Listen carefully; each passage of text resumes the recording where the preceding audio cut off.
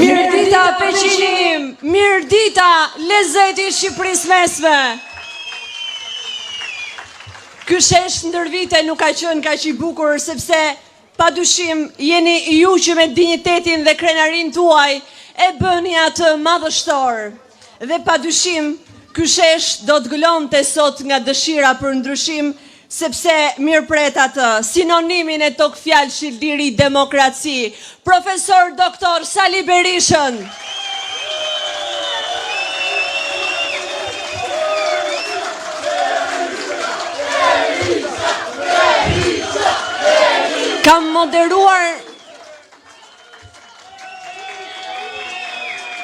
Kam moderuar një sër takimesh nga jugu në veri, por emocionet e këtij momenti janë të veçanta, jo vetëm si bie këtij qyteti, por edhe pse shumicën prej jush i njoh dhe e di që jeni këtu sot si brezi të përndjekurve politik, fermerëve të shtypur nga qeveria, arsimtarëve të rrëdhunuar në dinjitet dhe studentëve të harruar nga qeveria.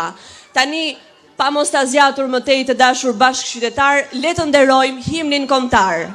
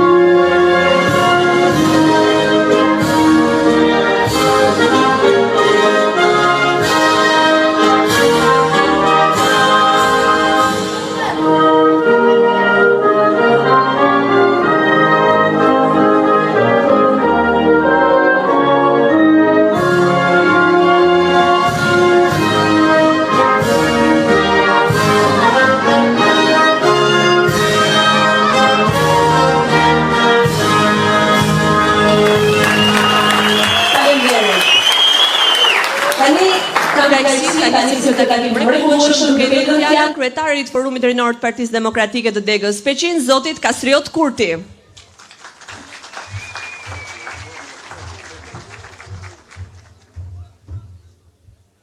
Përshëndetje Peqini! Të nderuar zonja dhe zotrin, i nderuar kryetari i Partisë Demokratike dhe kryeministri i ardhshëm, profesor doktor Sali Berisha. I nderuar drejtuesi i qarkut, zoti Tomor Alizoti, të nderuar kandidat për deputet e Aleancës Shqipëria Madhështore. Këtu sheshin në fakt duhet të ishte me më shumë të rinj, por rinia është dëbuar nga kjo qeveri e korruptuar deri në qeliz, ku prioritet i jepen bandave të pushtetit për të siguruar vota dhe mendje driturve po na i merr bota. Çdo ditë në aeroportin e Rinasit shohim të rinj të talentuar teksa largohen me dëshpërim duke lënë familjet e tyre pas. Ikja e tyre po shkatëron shoqërinë dhe po shkatëron të ardhmen në një kombi.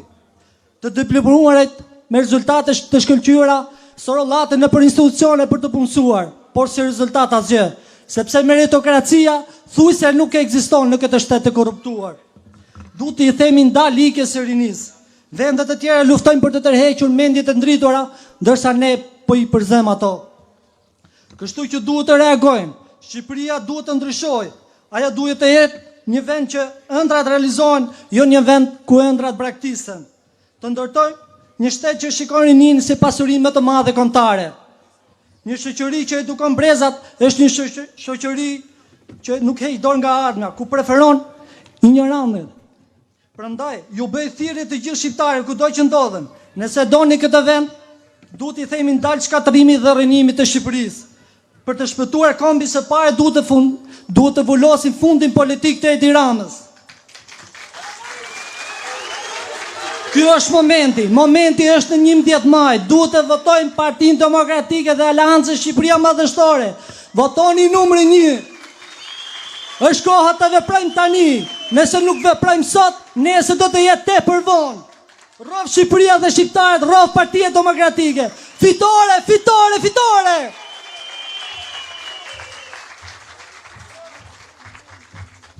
Shumë faleminderit Kastriot për energjinë dhe do të vijojmë sërish me energji rinore duke i dhënë fjalën një studenteje, Elida Arançit.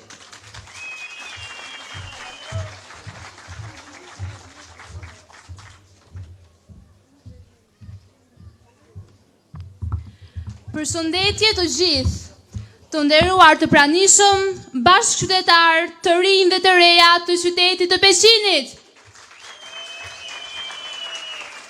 I nderuar profesor doktor Sali Berisha, ju uroj mirëseardhje në qytetin ton të vogël, por me një histori të madhe.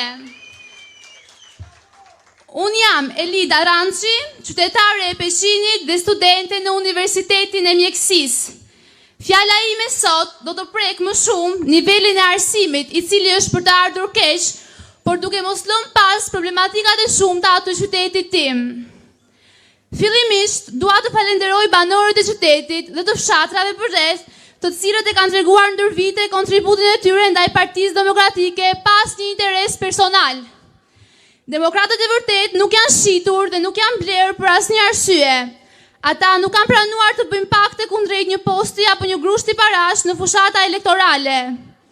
Dashuria për qytetin dhe për vendin tim ma ka rritur dëshirën për të angazhuar në Partinë Demokratike, por ajo që më ka indinjuar më tepër është fakti se si ata persona që ne i besuan Partinë Demokratike tentuan të hedhin baltë mbi të.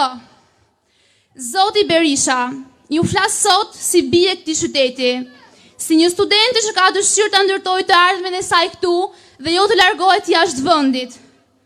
Të rinjtë e Peshinit nuk duan privilegje. Ata duan drejtësi arsimore, duan mundësi të barabarta, duan të arsimojnë denjësisht në qytetin e tyre, jo të detyrohen të largohen për atë cilësi që u mohet këtu. Unë që po ju flas sot këtu, e kam mbajtur në kurriz peshën e këtij problemi, duke u detyruar të merrja furgonin çdo ditë për të ndjekur mësimin në një gjimnaz jashtë qytetit për të marrë atë që meritoja, sepse në gjimnazin e qytetit tim për të qenë ekselente kërkonte një kosto dhe vlerësimi jepej në bazë të miqësive dhe jo të meritokracisë. Sot Peshini vuan pasojat e keq qeverisjes së Edi Ramës. Të diplomuarit janë pa punë, duke i lënë hapësirë patronazhistëve të Edi Ramës të mbushin administratat pa u paraqitur asnjë ditë në vendin e punës.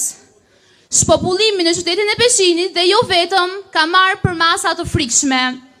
Infrastruktura në qytetin ton lë shumë për të dëshiruar. Në 12 vite pushteti e Edi Ramës, Peshini është lënë në harres, duke përfshirë këtu rrugët, qendrat shëndetësore edhe ato edukative. Në 12 vite, qeverisjet e Edi Ramës, Bashkisë së Peshinit, kur nuk i kanë mjaftuar fondet për të rinfrastruktuar rrugën që të çon drejt spitalit të qytetit. Gjë kjo që është shumë e rëndësishme. Zoti Berisha, dua t'ju them dhe 2 fjalë të ndjera. Që e vogël kam patur 2 figura frymëzuese. I pari është kandidati për deputet i zonës së Peshinit, zoti Mustafa Pashja, dhe i dyti jeni ju, doktor. Me 2 mjekë si ju, jam e sigur që plagët e Shqipërisë dhe Peshinit do të shërohen pas fitores së madhe me 11 maj. Dhe njëherë ju falenderoj për zemërsisht që ishit sot këtu mes nesh dhe prekët nga afër hallet e qytetit ton. Faleminderit.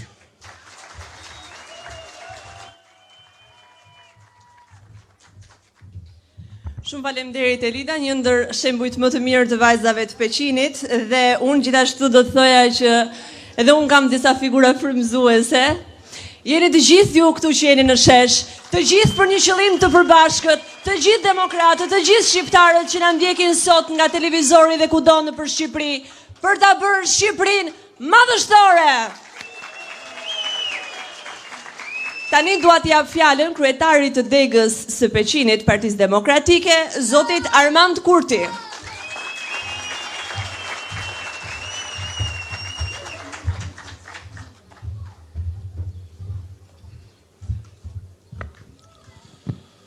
Të nderuar qytetarë të Peqinit, zonja dhe zotrinj, miq të dëftuar. I nderuar kryetari i Partisë Demokratike të Shqipërisë, profesor doktor Sali Berisha. I nderuar drejtuesi politik i qarkut të Elbasanit, zoti Tomor Alizoti. Të nderuar kandidat për deputet të këtij qarku.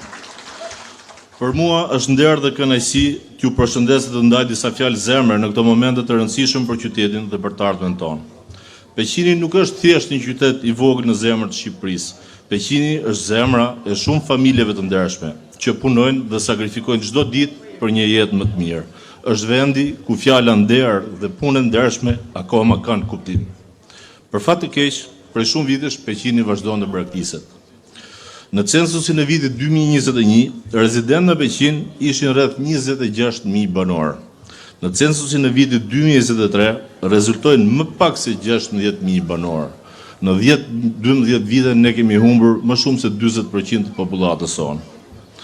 Në vitin 2011, Gjimnazi Peqinit kishte 4 klasa paralele maturantësh në maturë, kishte rreth 120 nxënës maturant. Ndërsa sot, në vitin 2025, në të gjithë gjimnazit në të 3 vitet, bëhen jo më shumë se 150 nxënës. Në vitin 2011,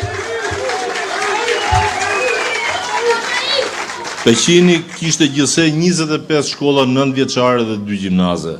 Sot për fat të mirë ka akoma 2 gjimnaze, po ka 11 shkolla 9 vjeçare më pak. Shërbimet publike janë në gjendje të mjerueshme, infrastruktura është totalisht e degraduar. Në një qytet pa investime, ka më shumë kompani ndërtimi në pronësi de facto të drejtuesve të bashkisë se sa ka specialist në drejtorinë e urbanistikës. Edhe kuptohet arsyeja pse ndodh kjo gjë. Fermerët janë lënë në dorë të Zotit, në mëshirë të fatit. Fidanët e ullirit që i subvencionuat ju, zoti Berisha, 15 vjet më parë, sot janë plotësisht në prodhim. Ato e kanë disa fishuar sasinë e vajit të ullirit, që është një nga krenaritë e Peqinit. Po ky vaj ka shumë vështirësi për të shitur. Mungon tregu, mungon grumullimi i tij dhe fermerët vuajnë për të shitur dhe për të nxjerrë në treg. Të rinjt largohen çdo ditë nga Peqini, sepse nuk shohin një mundësi reale për të ndërtuar jetën e tyre këtu. Kjo nuk është një rastësi. Kjo është pasojë e një qeverisje që mendon vetëm për veten dhe jo për qytetarët. Është pasojë e korrupsionit të një administrate që nuk i shërben popullit, por i shërben partisë shtet. Sot ne jemi jo vetëm për të folur, por për të nisur një betejë nga Peqini, për të bërë një Peqin ndryshe, betejën për një Shqipëri ku e meriton gjithë secili të jetojë. Partia Demokratike nuk vjen me premtime boshe, vjen me një vizion dhe me një program të qartë. Zhvillim ekonomik, mbështetje për fermerët, investime në arsim dhe në shëndetësi, kthim të rinjve në vendlindje, por mbi të gjitha me një qeveri që i shërben qytetarit, interesave të qytetarit, banorëve të Peqinit dhe të gjithë Shqipërisë dhe jo konjunkturave të ngushta politike apo partijake.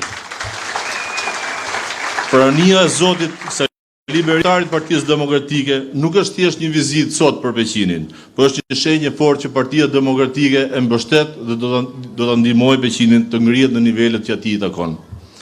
Të dashur miq, zgjedhjet po vijnë. Ato janë një mundësi historike për ne. Mos lejoni që apatia, frika apo pretendimet e vogla, përfitimet apo një vend pune t'ju ndalojnë të votoni për të ardhmen tuaj. Partia Demokratike është shtëpia e çdo qytetari të ndershëm që kërkon dinjitet, punë dhe barazi. Le të jemi ne zëri i ndryshimit. Le ta ngrem Peqinin në këmbë. Le ta bëjmë Partinë Demokratike forcën fituese që i kthen shpresën peqinit të gjithë Shqipërisë. Ju ftoj të gjithëve të votojmë në datë 11 maj. Dilni dhe votoni të gjithë. Votoni për ndryshimin. Votoni numri 1, votoni Partinë Demokratike Shqiptare. Ju falenderit. Zoti ju bekoft ju dhe familjet tuaja.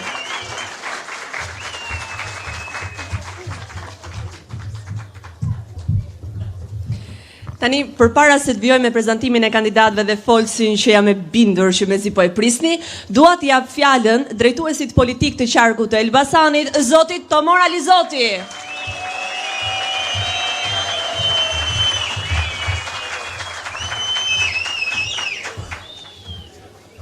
Vëllezër dhe motra, është kënaqësi gjithmonë të flasësh para demokratëve.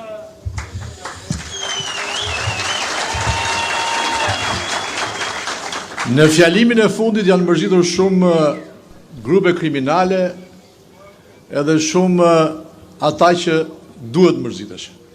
Pse janë mërzitur? Sepse regjimit jetojnë me frikë. Dhe demokratët sot e kanë thyer frikën. Demokratët nuk kanë më frikë. Por frikën më të madhe në Shqipëri e ka çuni Kristaqit. E di pse e ka? Sepse ka fshehur të gjithë drejtuesit e qarqeve për që nuk bëjnë asnjë debat televiziv.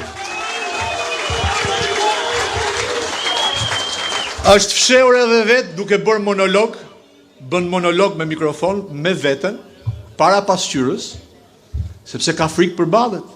Ja ku e ka doktorin kryetar e partisë, le dalin debat. Po deshin le dalin me mua, se u kam qef të hajt gjallë. Megjithse ai nuk hahet. Ata mund ta haj ky Elbasanit, Mr. Bifteku. Po t'i hedhi pak kripin e Nusretit që ka hëngër në Dubai. Na ishte mërzitur dhe një nga intelektualët më të mëdhenj për masave botërore, Taulant Balla.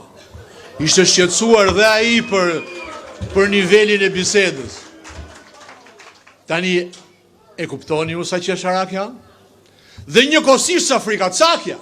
Pse? Se kanë një armat si në studio dikur.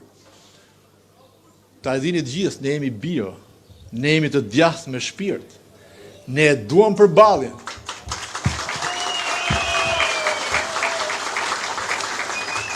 Edhe ju që dilni merrni vota për çunën e Kristaqit, duhet dini një gjë, që ai e ka në genetik, e ka të trashëguar që i ha shokët e vet, do t'ju haj edhe juve. Kështu që keni vënë në re që ka edhe një lloj xhelozie ndërmjet dashurisë meje me doktorin, që kam thënë, hajde doktor se të kanë frikë. Doktor, të kanë frikë, doktor. Kështu që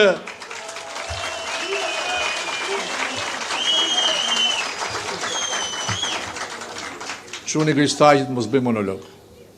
Hajde përballu, mos u mbështet te bandat, po mbështetu tek njerëzit, dhe ju qytetarë nderuar, dhe ju intelektualë nderuar, të cilët mund të keni mendimet tuaja, duhet shqetësoheni për më shumë se gjysmën e shqiptarëve që është rrugëve të botës. Duhet shqetësoheni se në atentatin e Shkodrës vdiq një nënë e pafajshme. Duhet shqetësoheni që sot në qarqet e Shqipërisë nuk ka njerëz që banojnë. Duhet shqetësoheni për Shqipërinë e cila po kthehet në xhbërin e saj. Duhet shqetësoheni për të vërtetën e madhe. Ju qytetarët e Elbasanit, ju zotënilërët e Elbasanit duhet shqetësoheni që qyteti Normales është kthyer në qytetin e narkos. Ju duhet shqetësoheni nga bandat kriminale. Ju duhet shqetësoheni nga banalizimi i shoqërisë. Nuk duhet shqetësoheni nga njerëz të drejtë, nga njerëz të ndershëm dhe emocional. Fitore, fitore dhe vetëm fitore.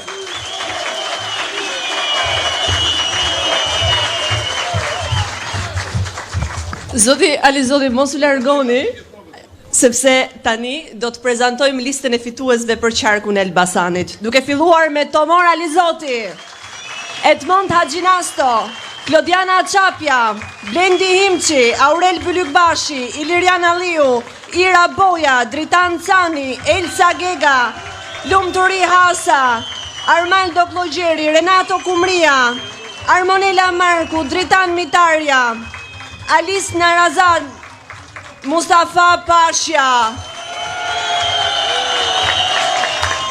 Dritan Seko, Qani Gjafa dhe Dashamir Gjika. Tani zonja zotëri është momenti t'i jap fjalën kryetarit Partisë Demokratike, profesor doktor Sali Berisha.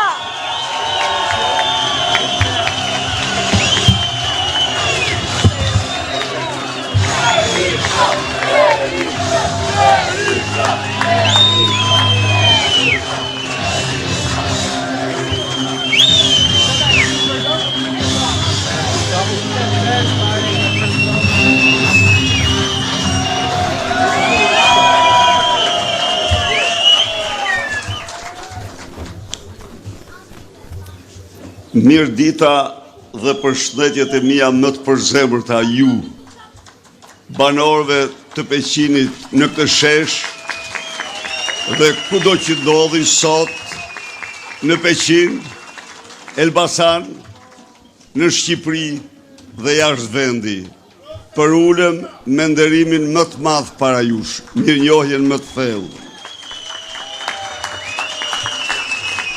I nderuar Zoti Tomor Alizoti, udhëheq politik i qarkut të Elbasanit për Partinë Demokratike dhe Aleancën për Shqipërinë Madhështore, i dashur Zoti kryetari i Partisë Demokratike për Peqinin, të dashur kandidate dhe kandidat për deputet në Kuvendin Popullor për Peqinin dhe qarkun e Elbasanit, përfaqësues dinjitoz me të cilët ne jemi krenar. Krenar është Elbasani, krenar është e gjithë Shqipëria me një ekip si ky ekip, i cili do të jetë avokat i pamposhtur interesave tuaja, i kauzave tuaja të drejta në Parlamentin e ardhshëm të Shqipërisë.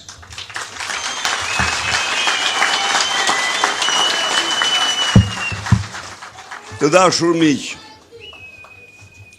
ne vim sot për të paraqitur para jush programin e Peqinit madhështor, Elbasanit madhështor dhe Shqipërisë madhështore. E vërteta është se Peqini po të vështrosh në historinë e tij, është një diamant me një histori madhështore, mira e mira vjeçare.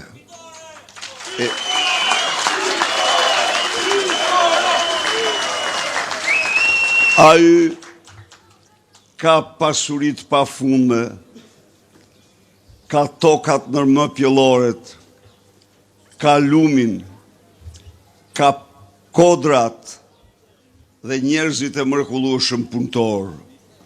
E megjithatë dashur miq, nga Peqini këto vite ikin dhe vetëm ikin bijt dhe bijat e saj. Ka një gjë themelore që nuk shkon në këtë vend, nuk shkon në Peqin, nuk shkon në Shqipëri.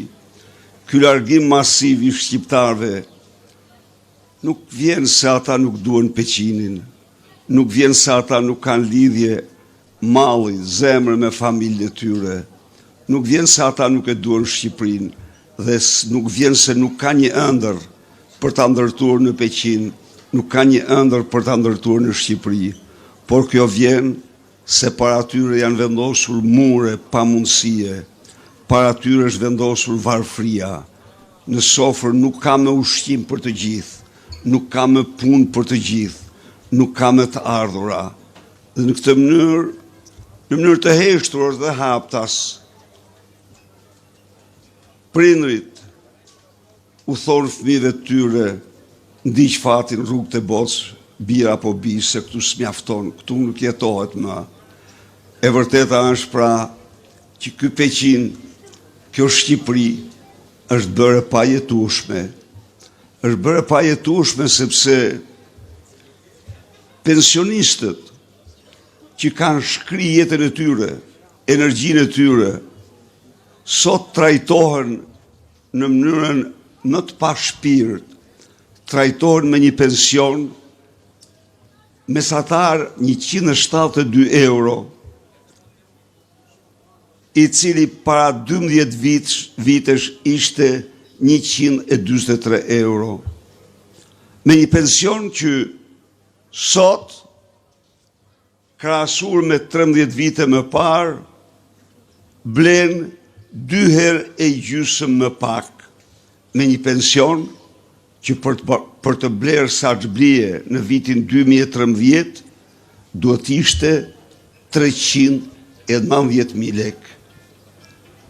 Nuk arrin të jetojnë këtu, sepse bizneset ndrydhen, gjobiten nga gjitha anët, kurse fermerët kanë tokat mrekullueshme, mund të kenë rendimentet ndër më të lartat, por problemi është se kanë mbështetje mizerabël, kanë injorim të plot dhe nuk konkurojnë dot me fermerët e Maqedonisë, fermerët e Kosovës, fermerët e Serbisë, sepse ata marrin nga qeveria mbështetje, jo 1 herë apo 2 herë, por 5 herë më shumë se sa fermerët e Peqinit. Të gjitha këto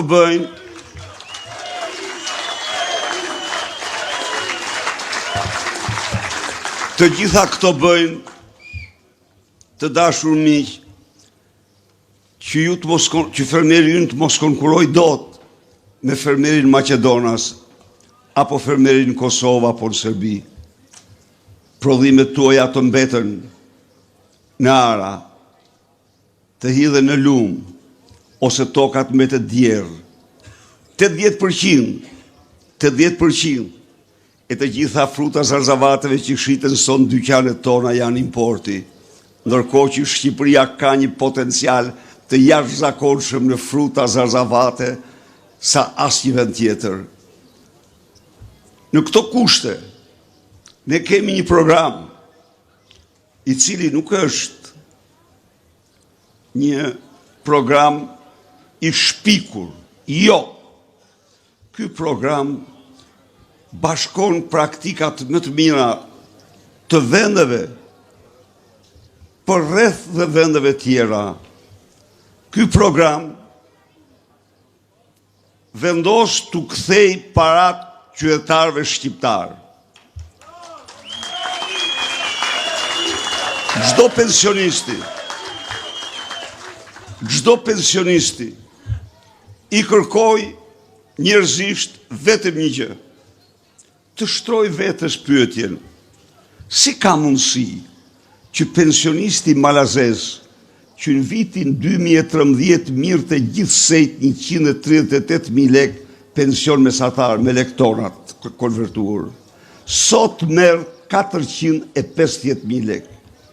Pse? Çfarë ndodhi? Plasi nafta në Malë të Zi apo Flori? Jo. Mali Zi ka atë turizëm që ka, është një territor i vogël, po pasuri prallore si Shqipëria nuk ka asnjë vend tjetër.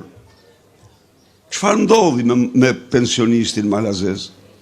Ndodhi ajo që qeveria e Malit Zi, e zgjedhur nga qytetarët e saj, kthen parat e taksave tek qytetarët. Taksat që i merr, ja u kthen atyre në rroga dhe pensione. Vetëm kaq. Edi Rama, për t'ja u freskuar pak memorien të dashur pensioniste e pensionist, solli këtë vit buxhetin 8 miliardë euro. Kishte lënë gjithsejt për pensionet dhe pensionistët 16 milion euro. Për 760.000 burra dhe gra, 16 milion euro. Kur ne kërkuam që të vendosim minimumin jetik dhe pensionin minimal 200 euro, jo tha, kjo, më fani, kjo tha na qonë në humner, po a shkoj Mali Zi në humner që i rriti 3 herë pensionet?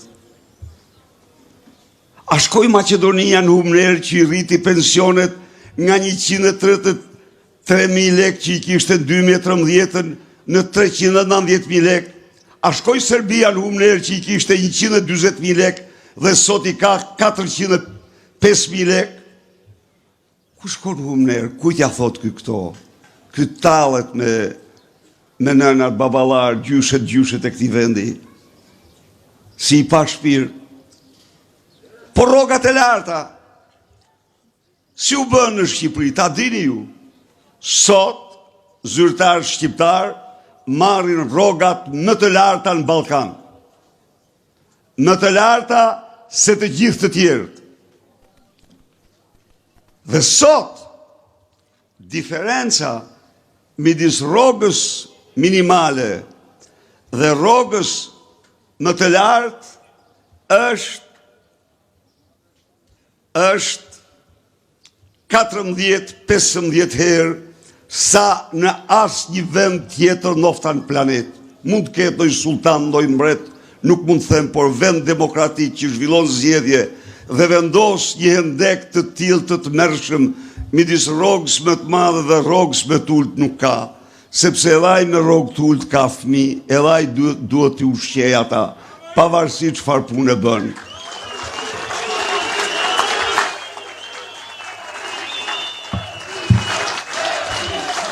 Ndaj dhe jam sot këtu për të kërkuar nga të gjithë ju, nga të gjithë qytetarët e Peqinit, të gjithë fermerët e Peqinit, të bashkohemi për të votuar ndryshimin. Me votën tonë ne mund të bëjmë jo një ndryshim, por ju garantoj dhe ju jap fjalën një ndryshim epokal. Sepse në 100 ditë të para, ju siguroj se në Shqipëri nuk do ketë pensionist me pension dën 200 euro. Dhe sot, me pension ndën 172 euro, janë 57% e të gjithë pensionistëve shqiptarë. Ju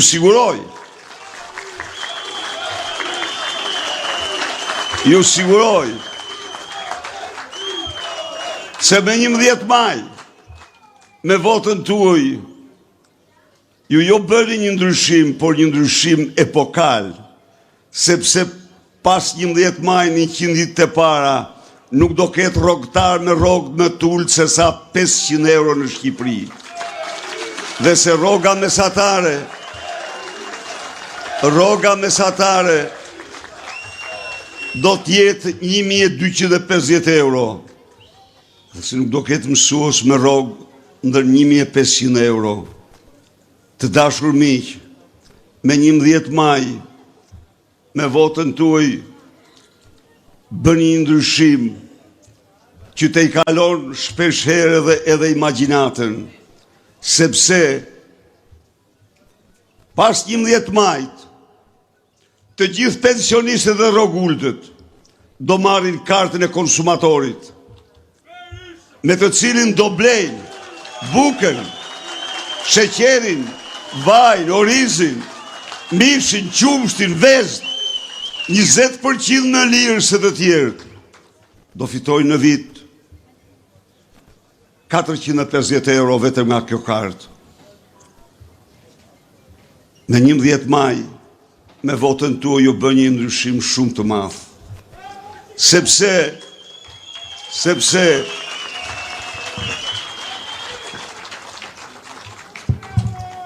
fermeri shqiptar do ketë jo më 32 milion euro si të pati në buxhetin 8 miliard të dirham subvencione. Histori turpi. Fermerët japin 19% të prodhimit të përgjithshëm të vendit. Fermerët punësojnë 500.000 shqiptar, krah pune, dhe ai ndau 32 milion euro për ta. Ju garantoj se kjo shumë do të pesfishohet.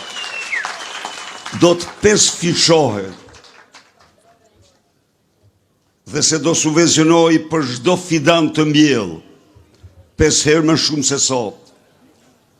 Do subvencionoj për çdo njësi prodhimi, 5 herë më shumë se sot, do subvencionoj për çdo kokë bagti të mbarështruar, 5 herë më shumë se sot, dhe çdo kriter i vendosur se duhet keni 10 lop, apo 100 kokë dela, apo kaq hektar tokë, bie për çdo kokë, për çdo fidan, për çdo njësi prodhimi, do e subvencioni.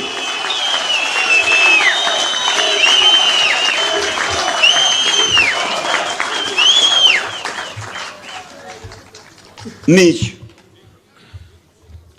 ju besoj keni ndëgjuar gjendjen të merrsisht të dhimbshme në spitalet tona. Ju keni ndëgjuar se si të smurt me smundje të rënda lihen në shpresë të smundjes dhe pa ilaçe, lihen në mshirë të smundjes dhe pa ilaçe. Kjo sepse ata që prokurojnë ilaçet i vjedhin lekët, nuk prokurojnë ilaçe dhe të smurt rrinë pa ilaçe. Kjo është një gjendje që ngjitet në nivelin e krimeve kundër njerëzimit, sepse të lësh tjetrin të vdes nga smundja në një kohë kur ilaçi është aty, po ti nuk e blen për t'ia dhënë, ky është krim kundër njeriut, krim kundër njerëzimit. E njohu dhe Edi Rama këtë, po tha e bëjnë mjekët, jo mashtroj, siç është ordiner. Nuk e bëjnë mjekët, sepse mjekët nuk bëjnë prokurimin. Prokurimet i bën drejtoria dhe ministria. Parat i kanë ata, mjeku përshkruan recetën. Pra, kjo është gjendja.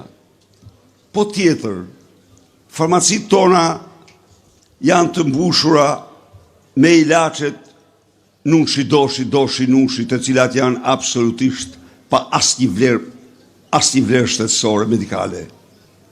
Këtu shitet çfarë nuk shitet. Merr fund. Qytetar shqiptar në 100 ditët e para do kenë të rimbursuar 100% listën e barnave që rimburson rubrika italiane. Po, nuk premtojmë ne as rrogat e italianëve, as dhe nivelin e tyre, po ilaçet e tyre po. Ato ne mund t'i blejmë, do t'i blejmë dhe do i kenë shqiptarët për t'u mjekuar një lloj si ata.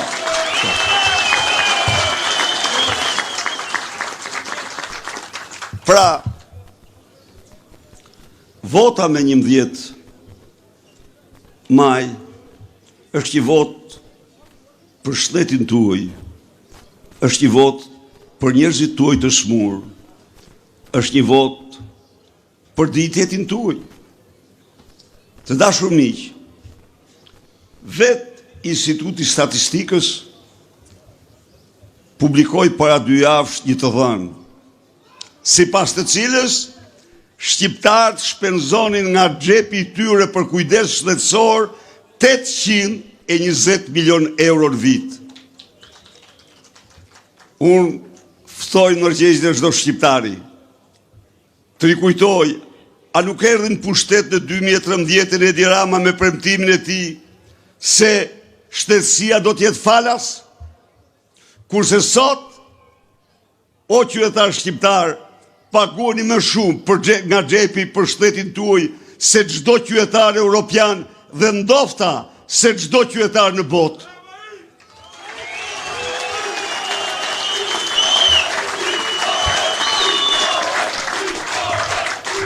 Vota juaj me 11 maj do t'jetë vot për të kursye xhepat e shqiptarëve të marrë së bashku 800 milion euro, dhe kjo nuk është pak, sepse kjo kthehet në të mira tjera për shqiptarë dhe familjet e tyre. Të dashur miq, peqini madhështor është peqini bizneseve që zgjerohen, lulëzojnë, që mkëmën dhe pasurohen nga muaj në muaj dhe vitin vit. Ndaj dhe unë jam sot këtu për të zotuar para jush se bizneset e vogla do të kenë energjin 3 herë më lirë, nga 18 në 6 lekë.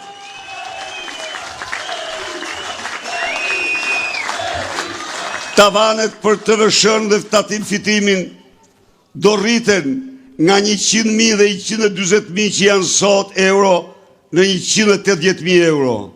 Hapësira publike do pjestohet me 5, tarife e ujit do të përgjysmohet.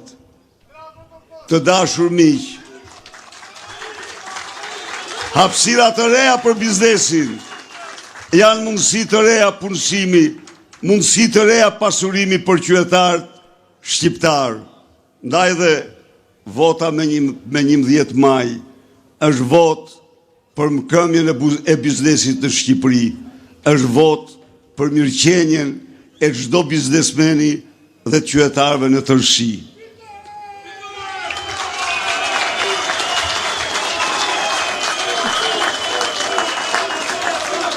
Garantoj biznes të mëdha, se Shqipëria do jetë vendi taksave më të ulta në Europë, dhe më shumë se në Europë, se tatimi mbi fitimin do jetë vetëm 10%, se TVSH-ja do zbres nga 20 në 15%, dhe se energjia do ushitet 3 herë më lirë.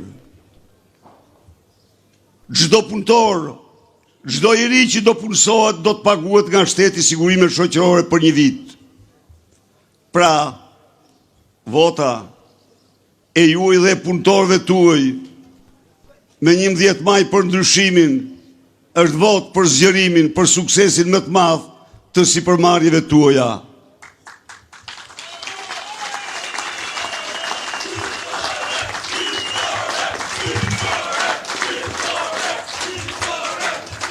Të dashur miq, Edi Rama pasi zhyti qytetarët në varfëri, i la pensionistët në mjerim, me pension mesatar 172.000 lekë,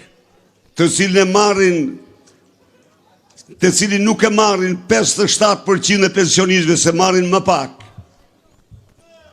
Pasi përzuri në 10 vite,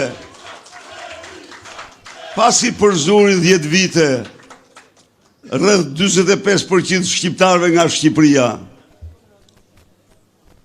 pasi ndërtoi një parajs të vërtet, saraje 2 herë më të mëdha se Vila Enver Hoxhës, 57 metra të gjata e kanë themelin,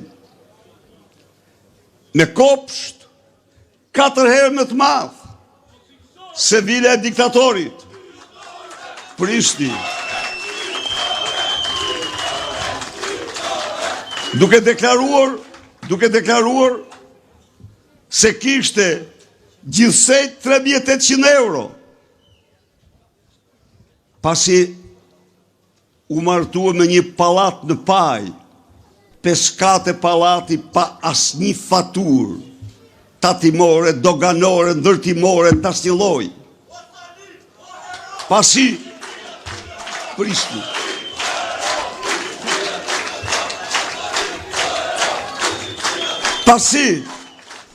zhduku në kontot e tij bankare 130 milionë euro eksit të Tiranës.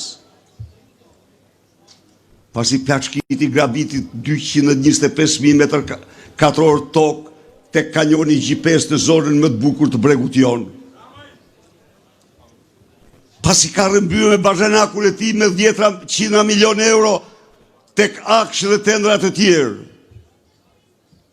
Pasi dha të vllaut me vendim qeverie 38.000 metër katror tokë të pronarëve Tiranës tek Rapi Treshit.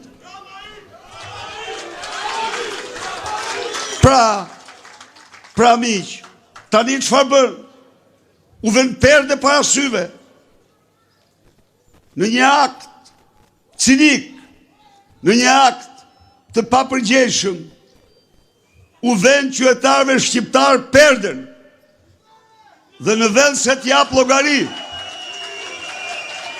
më falni, në vend se t'jap llogari pensionistëve, sepse I la me atë pension. Unë zjerë marrëzit e ti, talavara, unë zjerë banalitete, organizon takime si të bëshin vitet 50 që organizon të fronti, veç as burrat, veç as gratë. U këthyë në genet e tjatit. I kërkohet vi të balafaqohet. Refuzon. Po pse refuzon? Sepse del hajdut para jush. Nuk thot do të një fjalë ku janë 130 milion euro. Nuk justifikon do të kur sarajat e ti në Surel. Nuk justifikon do të kur 225.000 m2 tokë në gjipe, pas një dokument kadastral, pas një dokument konfiskimi, me falsitet. Pra të gjitha këto, kërkon të e perde ju, talët me ju, talët me shqiptarët, merë daullën, I bje daullës, gjën dhe Nojzin, me Lamborghini Nojzit, po Lamborghini Nojzit nuk është pensione, Lamborghini Nojzit nuk është roga, a I takzoj, po që pun ka pensionisti me te, apo si ta mashtroj, po që pun ka smuri që vdes për ilaçe. Historia ka qenë e hidhur, edhe Kamala mori të gjithë Hollywoodin me vete, po përfundoj atje ku e meritonte.